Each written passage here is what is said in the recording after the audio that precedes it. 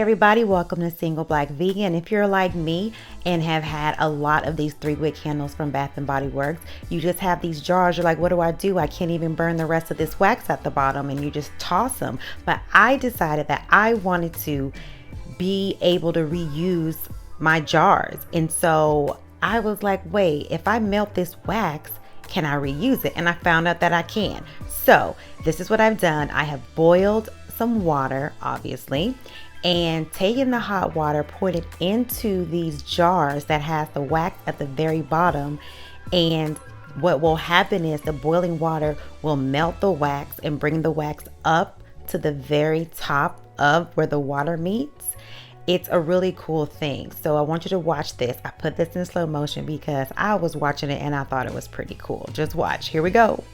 Oh, I know, it's the little things that make me happy. Anyway, so as the wax is melting and making its way to the top, it does take some time. Now, I just walked away to go do something else.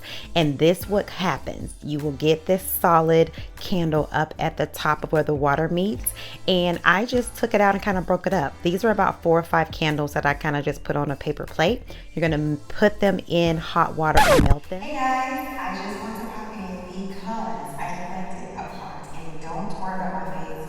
I mean, anyway, so what I wanted to tell you guys really quickly is the way that I melted the wax that I had already got into the paper plate is boil the water again and take one of the jars before you clean it out and take the pieces of the broken wax, put them inside of the jar, and take that jar and put it in boiling hot water and let it melt. Make sure you are wearing the little oven mitts or whatever you call them. Do not put your hands on the hot jar.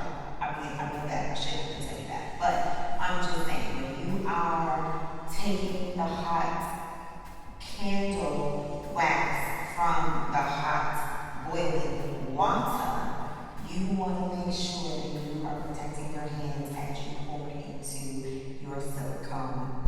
And then put them in a silicone mold. This little cute little mold, I don't even have pets, but the store I was at, that's all they had, and I just got it. So you're going to pour in the melted wax into the silicone mold, let it sit in the fridge maybe 15-20 minutes, and voila, this is what you get. I mean, I got a lot out of that, you know, and this cute little paw.